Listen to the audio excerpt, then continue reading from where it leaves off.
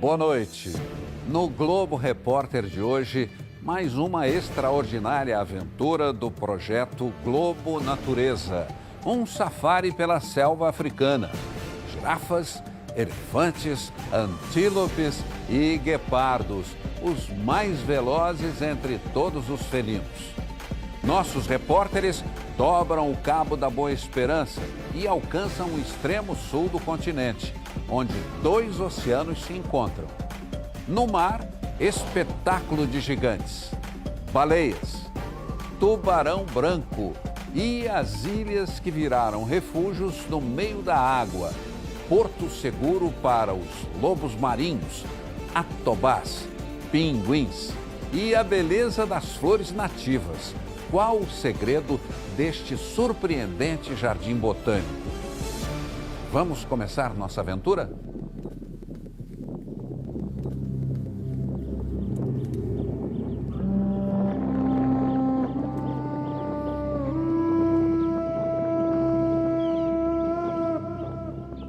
África selvagem.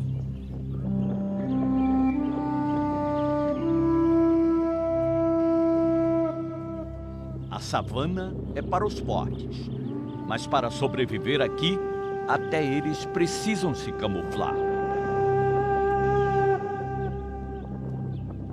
Um dia é da caça, o outro do caçador.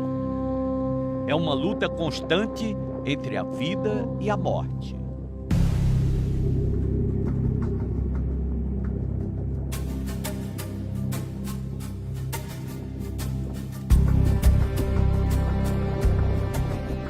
Vegetação seca, troncos e galhos retorcidos. Tem momentos que parece sertão nordestino, a caatinga, árvores cheias de espinhos. E é surpreendente nos safaris é que você vai e de repente surgem os animais.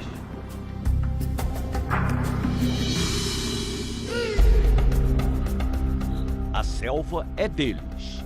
Cada um tem um trunfo diferente e se defende como pode. As girafas enxergam longe, são as mais altas. Tamanha vantagem também garante o alimento farto. Poucos animais alcançam a copa das árvores. Elas vivem em grupos e dormem de pé mesmo. Só tiram cochilos rápidos. A vigília constante é uma arma poderosa. Aumenta a chance de escapar depressa no caso de algum predador aparecer. E eles podem estar logo ali, à espreita. Os guepardos parecem não ter dificuldade para dormir, mas a todo instante eles erguem o pescoço para saber o que está acontecendo ao redor. Durante o nosso safari, um encontro marcante. Estamos ao lado de 3 chitas, o guepardo. No momento de descanso, não tem quem diga, vendo esses animais assim tranquilos, são os mais rápidos do planeta. Chegam a alcançar 105 km por hora, os grandes caçadores da savana. O arranque e a força dos guepardos são admiráveis. Coisa de quem está no alto da cadeia alimentar.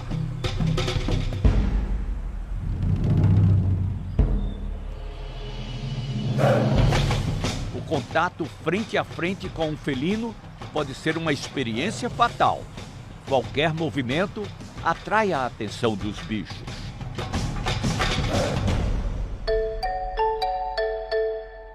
O kudu é um dos maiores antílopes africanos. Olhando assim, nesta área aberta, parece ser um alvo fácil. Mas entre os galhos, até os chifres se misturam à paisagem. E ele se confunde com a vegetação da savana. A nossa presença, mesmo silenciosa, desperta os sentidos dos animais. É a lei da selva, alerta máximo. Hakuna Matata. Este é o javali africano. Hakuna Matata. Ain't no pest. Ele ficou famoso nas telas do cinema. Era Pumba, amigo do Rei Leão. Hakuna Matata. Na vida real, a África é o cenário de muitas histórias assim. Durante o safari, vimos de perto como a cooperação entre os animais garante a sobrevivência e a saúde das espécies. Esses pássaros de bico vermelho vivem junto com as zebras. Tiram carrapatos, limpam até as orelhas.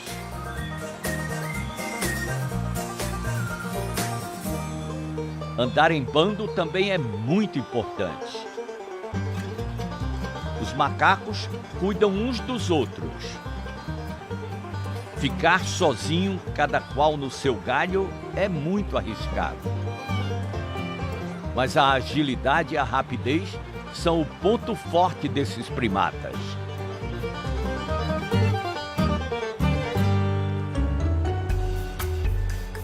Bem diferente dos hipopótamos. Para um bicho tão grande e pesado, é difícil sumir na paisagem. O jeito é entrar na água e ficar só de olho, observando tudo.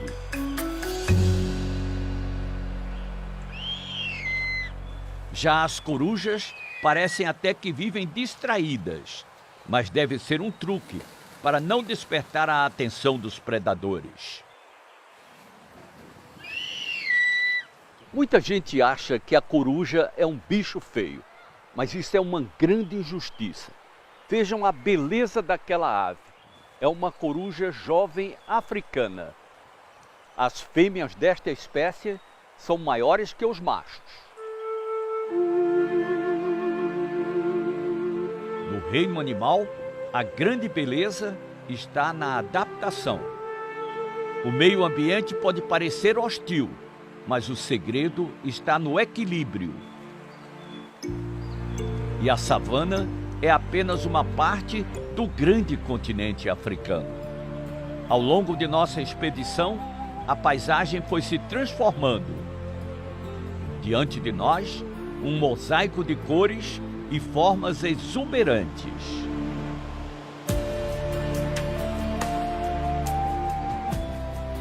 Bem longe da vegetação seca e retorcida, a água dos rios esculpiu esses paredões e formou esse monumento de rocha.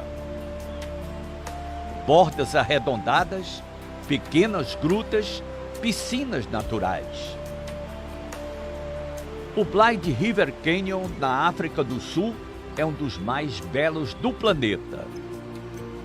Do alto dos penhascos, vimos o rio passando lá embaixo. –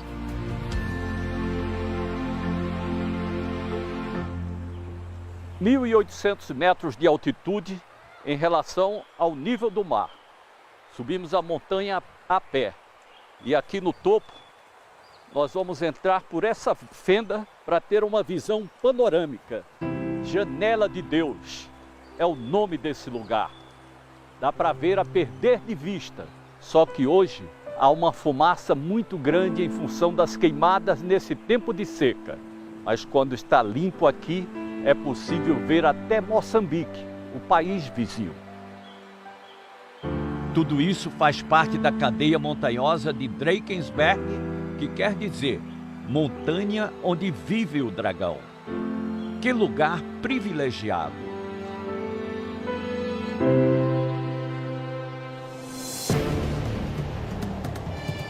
Atravessando o país, vimos de perto árvores que parecem sentinelas, vigiando a estrada. Elas resistem ao vento, ao sol e às noites geladas. A África e sua natureza poderosa, que faz brotar a vida até entre as rochas e a terra seca.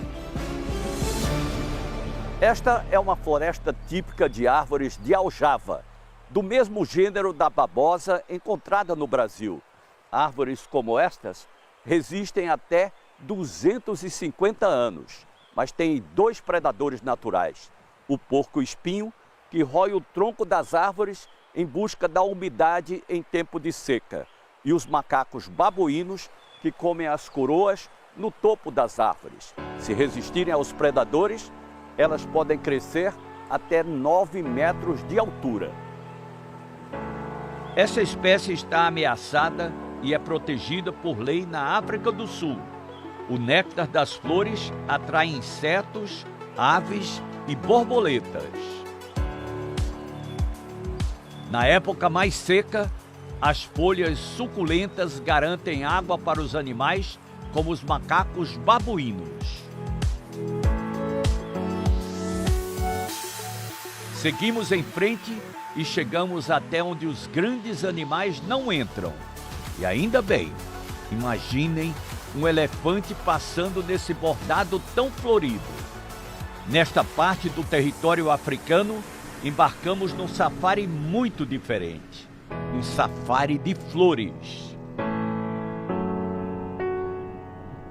Nós estamos andando num tapete colorido de flores. É que essa região é especial. New Vaudeville é onde tem a maior diversidade de flores na África do Sul. E nós estamos aqui com um biólogo e geólogo, Eugene. Ele é responsável por toda essa área do Jardim Botânico Nacional. Ele está explicando que esse é um ano especial. Choveu muito e essas flores dependem de chuva. Algumas resistem, outras morrem como a margarida, mas ficam as sementes e depois elas voltam a florescer. Todas essas flores estão renascendo numa área desértica de pouca chuva. These are mostly daisies. Há vários tipos de margaridas aqui. Big mix of daisies. Vermelhas, amarelas, brancas, rosadas. Conforme a luz do sol, as cores ficam ainda mais vivas. É extraordinário. Mas o que é ainda mais impressionante é o que não estamos vendo. Muitas dessas flores têm estruturas subterrâneas chamadas de bulbos. That one there is a bulb. Eles são reservatórios de nutrientes. Por isso os bulbos são tão importantes. Eles desenvolvem uma técnica para sobreviverem no semiárido. Durante a estiagem, as flores desaparecem como se estivessem mortas. Mas com as primeiras chuvas, elas renascem e os campos ficam assim. É uma explosão de cores.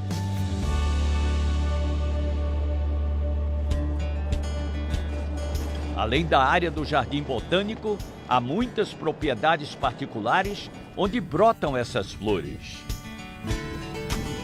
Uma fazenda com a imensidão de 7.000 hectares, repleta de flores. Flores nativas. Ninguém plantou esse jardim e cada ano florescem em toda essa região. William é o dono da fazenda. We can't plant everything with rooibos tea. Ele conta que as plantações de chá dividem o espaço com as flores nativas. You have to preserve. O turismo é um bom negócio e ajuda na preservação. É um lugar muito especial e uma responsabilidade muito grande. Cuidar dessa maravilha para as próximas gerações. E uma dessas flores é o orgulho da comunidade. Blue Pride of New Vaudeville. Esta em especial é o símbolo de New Vaudeville, a capital dos bulbos. Um tesouro que está ali debaixo da terra, bem protegido. O reino vegetal também sabe se defender, no frio ou no calor escaldante, nos campos floridos ou na savana. A África é uma terra de extremos.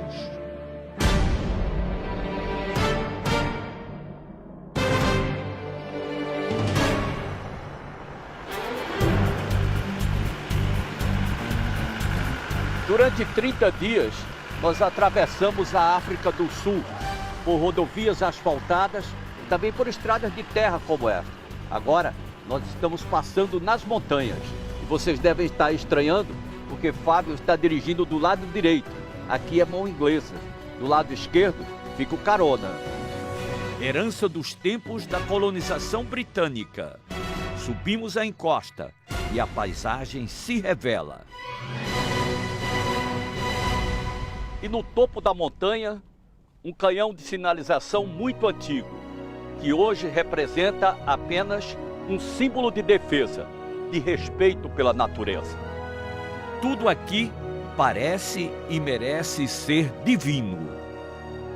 Esta é uma das montanhas sagradas da África do Sul, de preservação ambiental, uma vegetação intocada, nativa e de grande raridade. Lá embaixo, West Cape, o grande vale, onde são produzidos mais de 98% dos vinhos sul-africanos. Lá embaixo, os fazendeiros podem plantar, mas aqui em cima, ninguém pode tocar em nada. Flores como esta dependem do fogo para sobreviver. When the fire comes through, it O calor faz a planta liberar as sementes. floats open and releases its seeds. Depois que a vegetação é queimada nos incêndios naturais provocados por raios, as flores renascem de forma exuberante. Mais de 900 espécies de 70 famílias foram coletadas na montanha, sendo que 10% estão ameaçadas de extinção. Essas plantas são chamadas de fynbos, uma vegetação que só existe na África do Sul. Lá embaixo, as parreiras ainda estão crescendo. O produtor de vinhos diz que é um bom negócio e que as pessoas preocupadas com a preservação do planeta, ainda que paguem mais caro, preferem vinhos feitos de forma sustentável. Sustainable way. Amazing commitment to conserving nature. Shelley explica que a maneira como se cultiva a terra faz toda a diferença.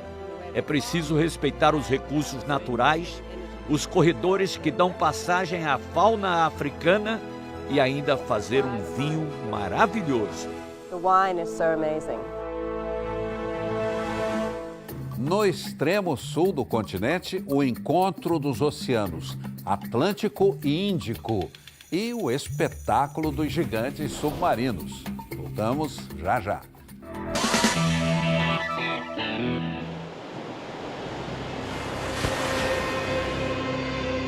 Estamos bem no fim da África, no extremo sul do continente. Aqui foi construído este mapa da África, com as montanhas mais altas, o Kilimanjaro, bem na fronteira do Quênia com a Tanzânia, Namíbia, Moçambique, Botsuana, e estamos entrando na África do Sul para localizar onde estamos agora. Aqui, ó, Cabo das Agulhas, e ao lado, o Cabo da Boa Esperança. Grandes navegadores desbravaram essas águas turbulentas na época dos descobrimentos. E eles fizeram história. Passar por aqui era como enfrentar o fim do mundo. E viajar por mares nunca dantes navegados.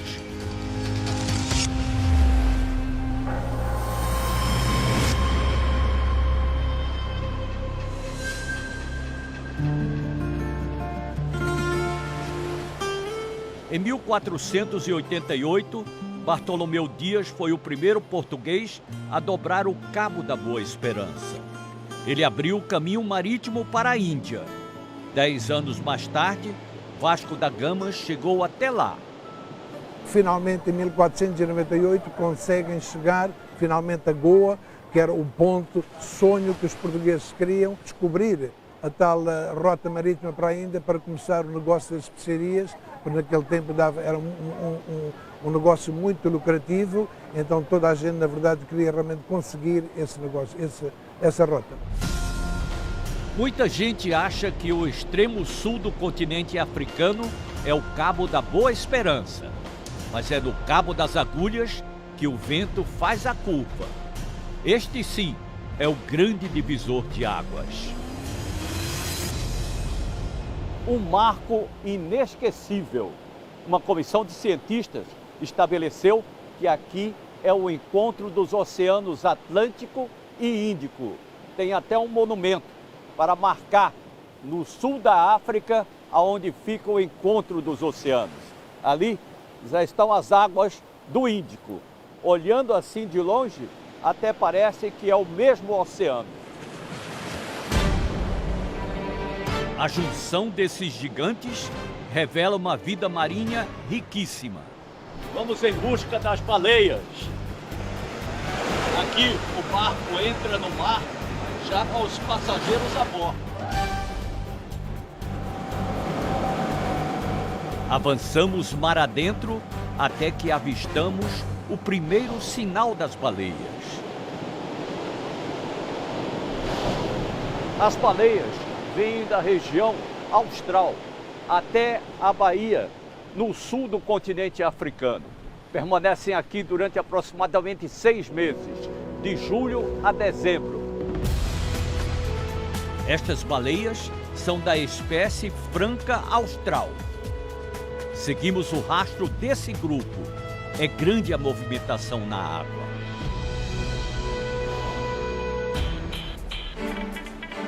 Flagramos 4 machos ao redor de uma fêmea. O ritual é assim: uma baleia pode acasalar com até 5 machos seguidas vezes. As fêmeas têm um filhote a cada 3 anos. A população está aumentando. Na última temporada, foi registrado um recorde. 1.300 baleias chegaram até aqui, em Gansbaai.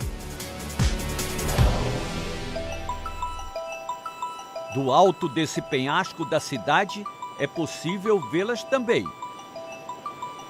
Os filhotes nascem nessas águas mais rasas, em baías protegidas de predadores, como orcas e tubarões. Mas até os grandes predadores do mar estão ameaçados. E muita gente vem até a África do Sul para encontrar o tubarão branco.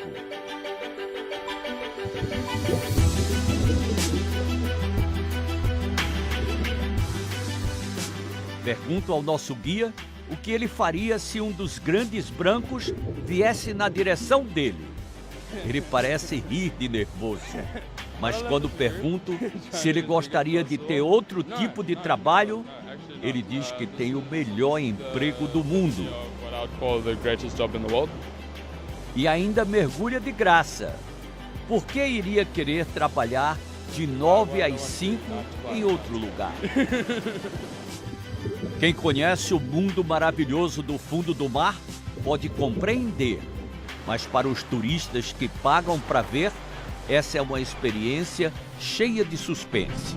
Será que o temível tubarão branco vai aparecer? Os pássaros estão aqui, voando ao redor do barco, e os seres humanos ali dentro das gaiolas. Aqui o papel se inverte. Eles estão esperando a chegada do tubarão branco.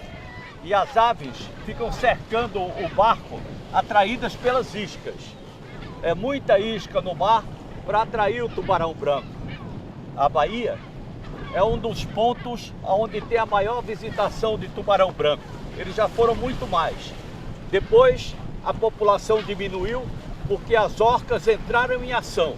Você pensa que o tubarão branco não tem predador? Tem sim, a orca. E muitos deles desapareceram. Até agora não chegou nenhum. E eles ali com roupas especiais, máscaras, todo mundo esperando, na expectativa de que surjam as feras do mar. Essas imagens mostram alguns tubarões se aproximando de gaiolas submersas. Eles chegam bem perto. Mas atualmente, nem mesmo as iscas garantem que eles apareçam. Aquela desistiu, talvez pelo frio da água. Aos poucos vai havendo desistência, talvez medo, e até agora não surgiu nenhum grande branco. O ambientalista Henny Otton nos conta que no ano anterior eles encontraram 4 tubarões com sinais de ataques de orcas. Last year we've lost 4 sharks to orca. Há um oceano entre nós, no Brasil, e a África. mas os animais não conhecem nossas fronteiras. Em janeiro deste ano, elas foram vistas nas praias do Rio de Janeiro. Apesar da fama de baleia assassina, as orcas nem são baleias. Elas pertencem à família dos golfinhos. Caçam em grupo, o que diminui ainda mais a chance das presas escaparem. Por isso, fica difícil até para o tubarão branco. Para os pesquisadores, o mistério continua. Para onde estão indo os tubarões brancos da África do Sul? Alguns acreditam que as mudanças climáticas podem estar levando os grandes tubarões para caçar em outras regiões. E tem mais. Os barcos de pesca também estão competindo com eles pelo mesmo objetivo: os tubarões menores, uma das comidas favoritas dos brancos. Mesmo assim, o cardápio é variado. Na África do Sul, há muitas colônias de lobos marinhos. Esse é um dia muito frio, não gostam de entrar na água, mas hoje estamos a entrar no tempo de reprodução. Então vamos lá. Os lobos marinhos são curiosos e logo aparecem. Eles são muito brincalhões. Gostam de se exibir para os mergulhadores. Fazem evoluções como se estivessem se apresentando num espetáculo submarino.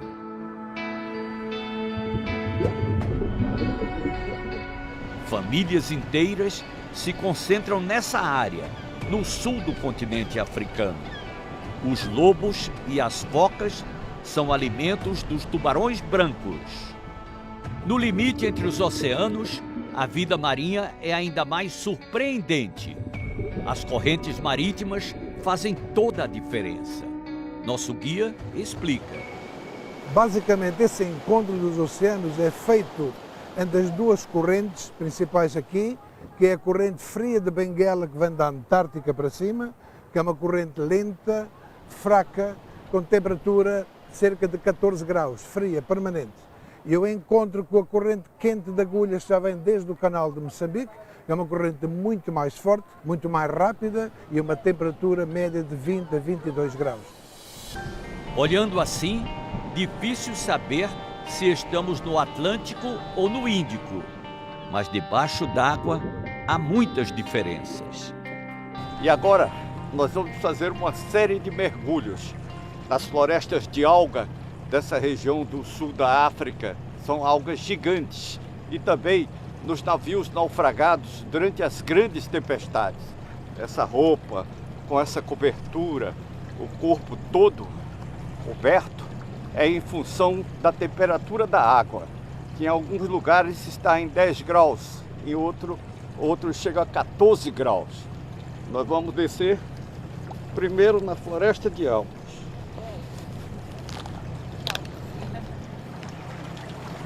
Mergulhar com capuz é complicado, mas é para proteger a temperatura da água.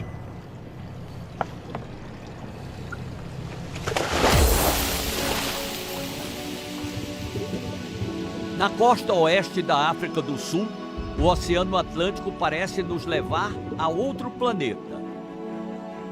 Vegetação bem alta, um jogo de luzes e sombras. É como se fosse um labirinto submerso. As florestas de algas cobrem cerca de 1000 quilômetros da costa e abrigam diversas espécies. As águas frias da corrente de Benguela provocam um fenômeno chamado ressurgência. As camadas mais profundas do oceano, ricas em nutrientes, sobem para a superfície, o que ajuda na reprodução das espécies. Resultado: colônias maiores de animais marinhos mais fortes. Já na costa leste da África, o Oceano Índico ganha em diversidade de cores e espécies. Um aquário natural espetacular. Por causa da corrente Agulhas, os corais típicos dos trópicos convivem na mesma latitude com os pinguins e os lobos marinhos da África. Eles nadam logo ali ao lado, na costa oeste, nas águas geladas do Atlântico.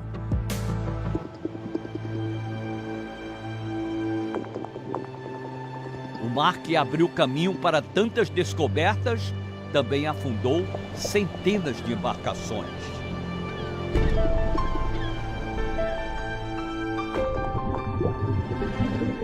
Os naufrágios se tornaram parte da natureza.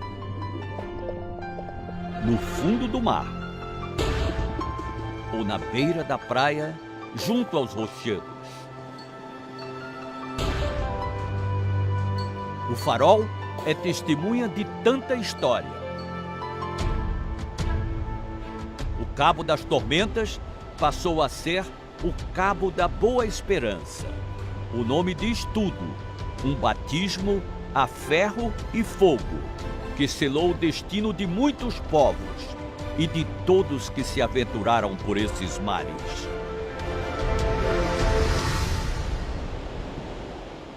A Ilha Proibida. No refúgio dos lobos marinhos, não há espaço para o homem.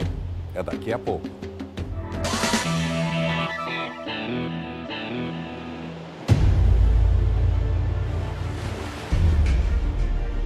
Olhando do alto, parece uma ilha deserta.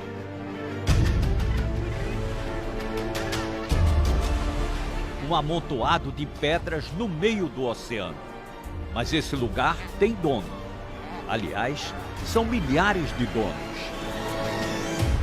E eles estão bem ali. Esta é uma ilha proibida ao acesso de pessoas. A ilha pertence aos lobos marinhos. São mais de 50 mil, uma das maiores colônias na África do Sul.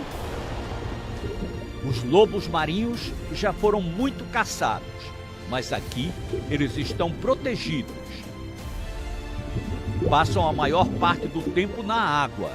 Em terra firme, eles relaxam. Aproveitam a maré de sorte e o dia de sol. Mas os lobos marinhos não moram só aqui.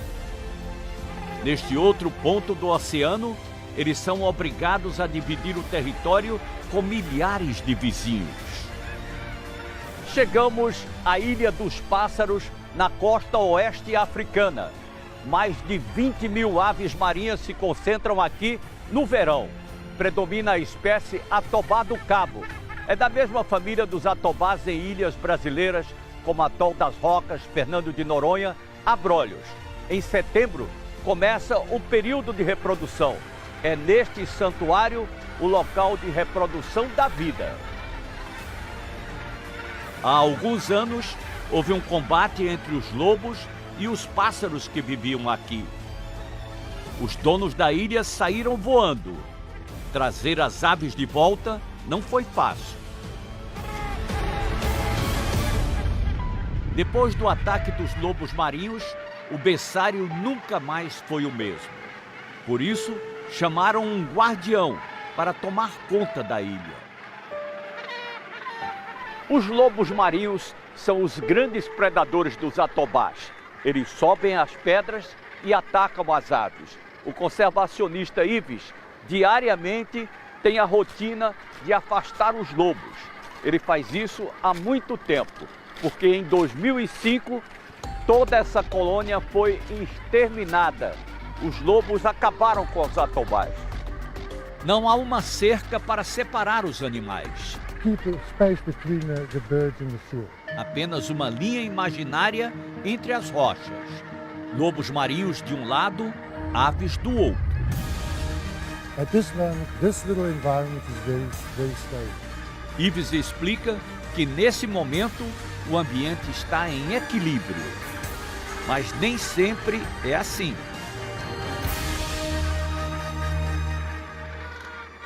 Esta é a maior colônia de pinguins da África do Sul. Cerca de 3.500 só nessa parte do Atlântico. Mas a população já foi bem maior. É que essa espécie está em ameaça de extinção. Imaginem só, lobos marinhos, orcas, tubarões. Todos os grandes animais marinhos que vivem aqui se alimentam desses pequenos pinguins.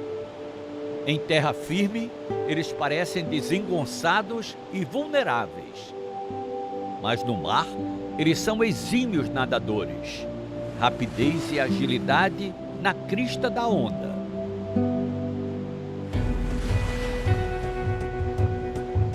Mas como se não bastassem os predadores naturais, durante muito tempo, os pinguins perderam para nós, seres humanos, na disputa pelo guano.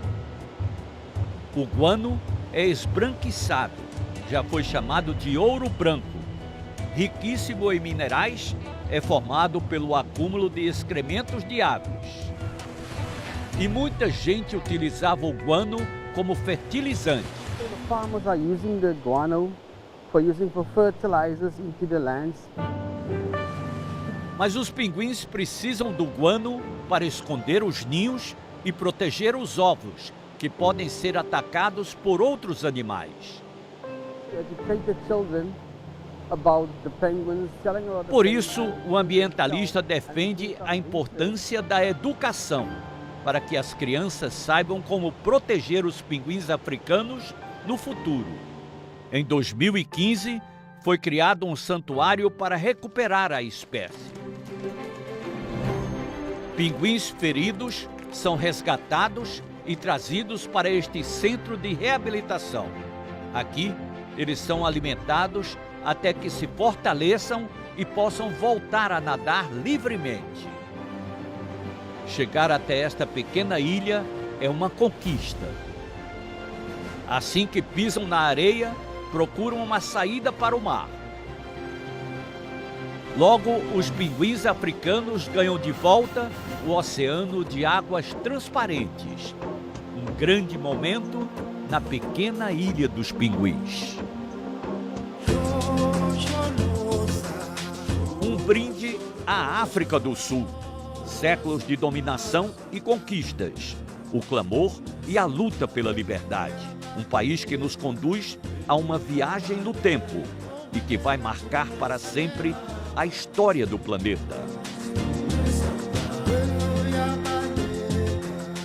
E você fica agora com o Jornal da Globo. Um bom fim de semana e até a próxima sexta.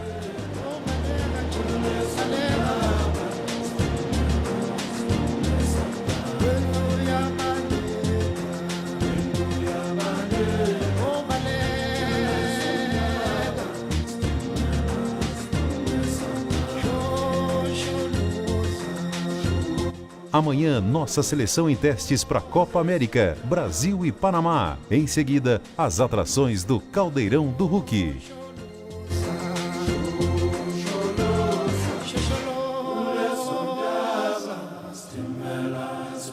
South Africa.